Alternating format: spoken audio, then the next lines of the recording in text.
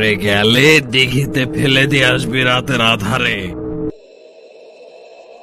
সন্ধ্যার লাল আভা সরে গিয়ে আশেপাশে ঘুটঘুটে অন্ধকার নেমে এসেছে। আকাশের মেঘগুলো উড়ে যাচ্ছে নির্দ্বিধায়। একটি ব্রিজের উপর দিয়ে মেম্বার সাহেব আনমনে হেঁটে যাচ্ছে। হঠাৎ অন্ধকারে কিছু একটা তার পা জড়িয়ে ধরল। সে চেষ্টা করল সামনে এগিয়ে যেতে, কিন্তু কিছুতেই এগোতে পারছে না।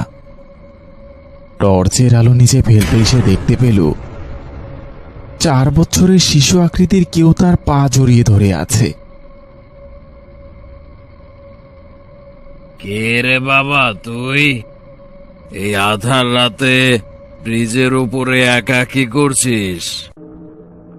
মেম্বার সাহেব পা ঝেড়ে সামনে এগোতে চাইল, কিন্তু বাচ্চাটি পা ছাড়ছে না, বরং আরো শক্ত করে জড়িয়ে ধরে আছে।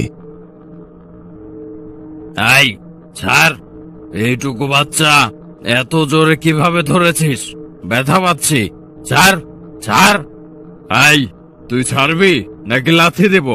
আর তোর বাপ মা কই? ও মা গো, এটা কি? এ তো বাচ্চা না।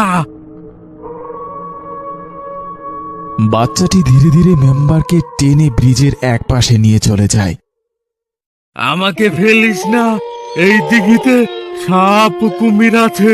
ও আল্লাহ, বাঁচাও।